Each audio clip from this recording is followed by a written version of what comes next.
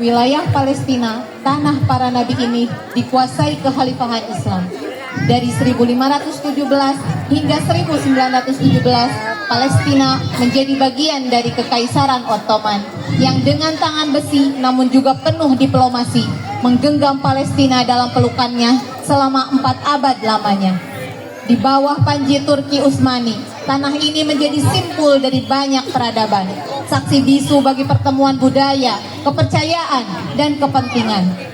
Penduduknya saat itu mayoritas adalah Arab Muslim, dengan minoritas Kristen dan Yahudi yang hidup berdampingan. Namun kemudian, gerakan Zionisme muncul di Eropa akhir abad ke-19, dipelopori oleh Theodor Herzl, yang menyerukan pendirian negara Yahudi di Palestina sebagai tanah leluhur.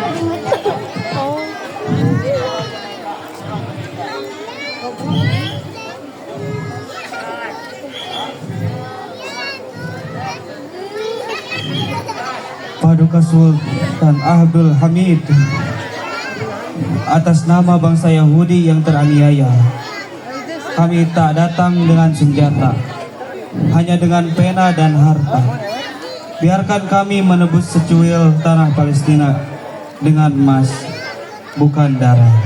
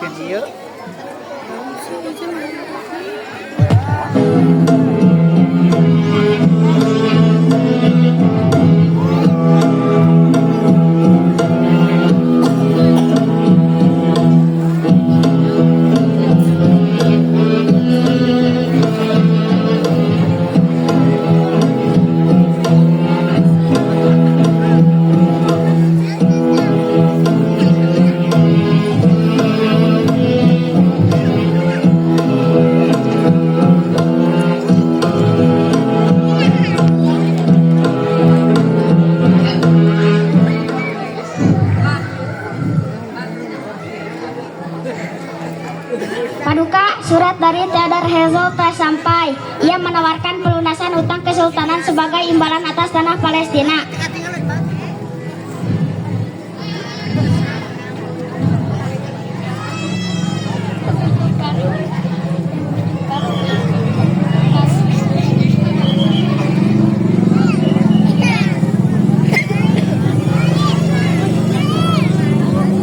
Balas padanya, saya tidak akan menjual sejengkal pun tanah Palestina. Tanah itu milik umat Islam seluruhnya. Mereka telah memberinya dengan darah mereka. Biarkan mereka simpan tanah itu. Dan jika suatu hari mereka berhasil menguasainya tanpa izin, itu bukan aku menjualnya.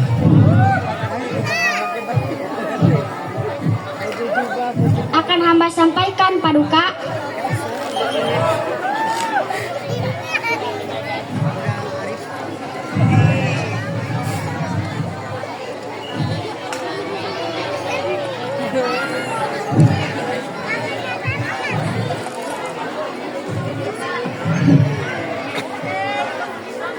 Jika raja membuka gerbang, jika raja tak membuka gerbangnya, maka kami akan menciptakan jalan sendiri dengan dunia sebagai penonton.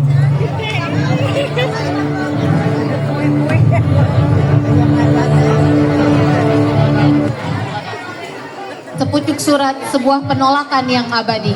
Pada pergantian abad yang penuh gejolak, Theodor Herzl, sang pendiri gerakan Zionisme modern, menatap ke arah timur, ke tanah yang dijanjikan dalam mimpi-mimpi bangsanya, Palestina.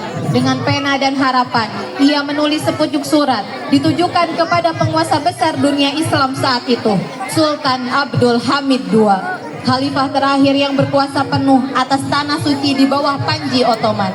Herzl datang bukan senjata, bukan dengan senjata, tapi dengan janji, bantuan finansial, pelunasan utang kekaisaran, dan dukungan politik.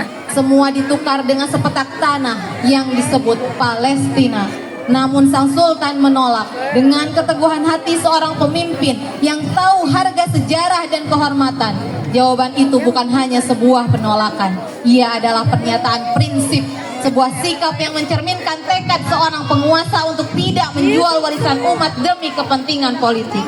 Dan begitu, surat itu menjadi saksi sejarah bahwa tidak semua tanah bisa dibeli dan tidak semua pemimpin tergoda oleh emas.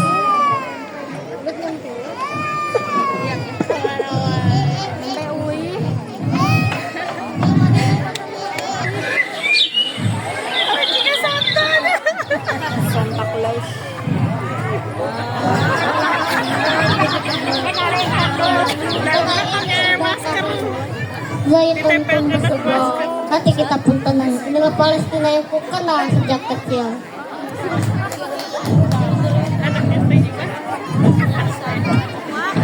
Kakek, aku bawa roti dari ibu. Katanya engkau harus makan sebelum maghrib. Aminah, cucu kesayanganku, kau tahu saat aku tunggu dulu, aku dan Nabi Elizal bisa belajar sambil menangkap belalang.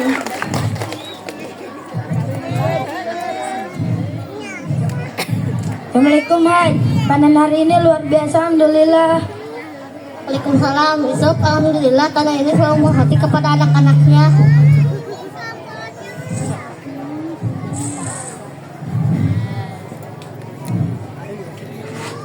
Selamat sore sahabatku.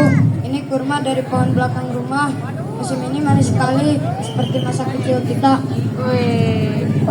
Selamat saya, adik, mari duduk. Nikmati kedamaian kali ini. Agama boleh berbeda, tapi tanah ini ibu kita semua.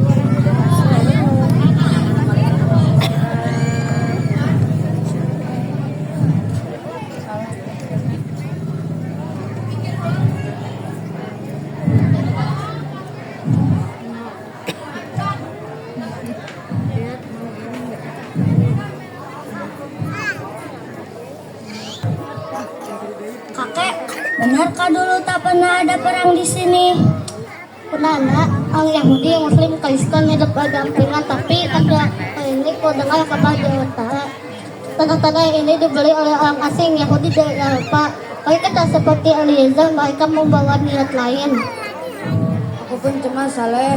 Mereka bukan hanya sekadar mencari tempat tinggal, tapi mereka membentuk negara baru dan mereka memilih tanah ini.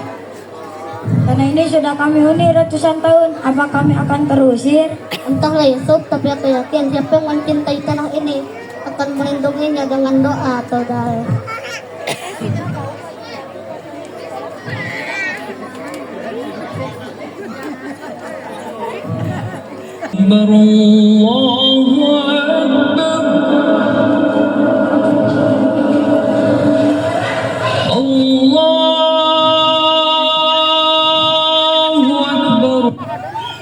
Dulu paman damai, tapi angin dari barat mulai bertiup, membawa janji-janji palsu dan badai yang belum pernah mereka kenal.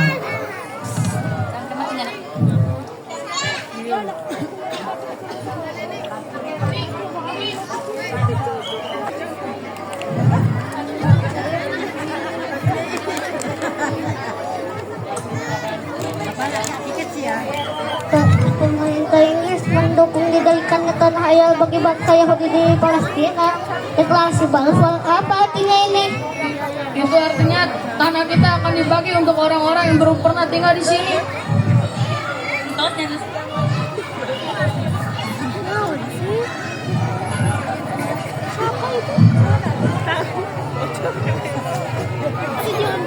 Jangan pegang mic ya sih.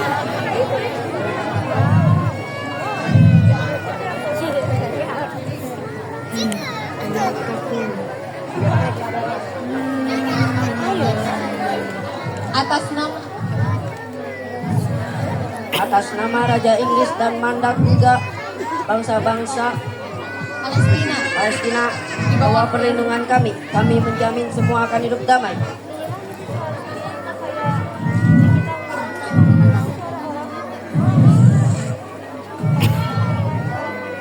Damai saat ladang kami diambil, rumah kami dibeli paksa.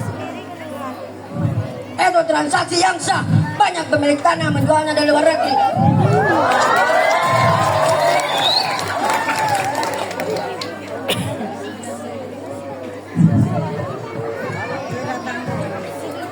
Saya datang dari Polandia. Di sana kami dibunuh, ditindas. Di sini kami ingin rumah. Tanah ini dijanjikan kepada kami sejak ribuan tahun lalu.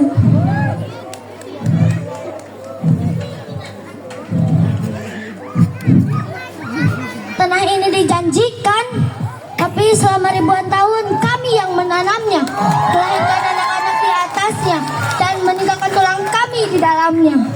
Kami juga punya luka, Holocaust, pengasingan. Bukankah semua bangsa punya hak atas tanah? Tak boleh menjadi alasan membuat orang lain. Kita juga pernah diusir, tapi mengusir bukan jalan kembali. Yang sih ya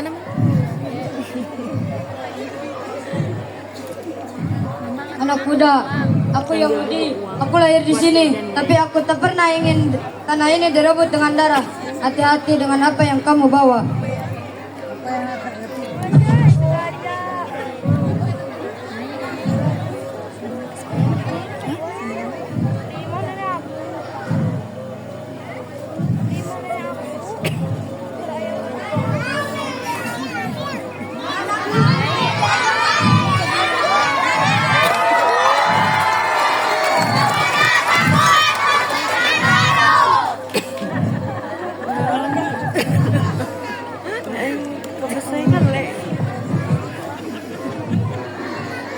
Kita mulai kehilangan desa demi desa.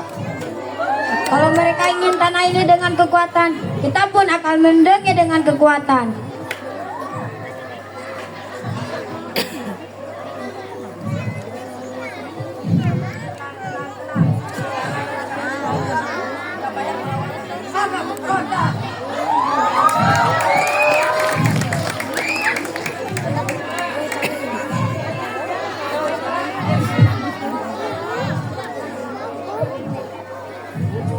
Tenang, tenang. Ketenangan adalah tanggung jawab kami. Siapa yang melawan akan jaga pemberontak.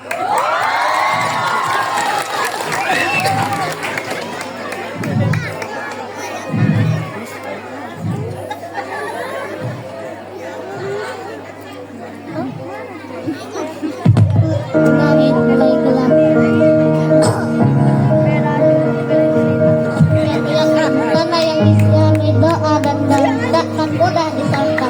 Angin asing mungkin bertiup, tapi kita masih punya akal.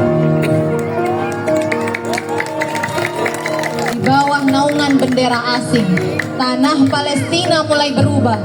Wajah-wajah baru datang, tapi yang lama diabaikan. Mereka menyebut ini awal harapan. Bagi rakyat Palestina, ini awal kehilangan.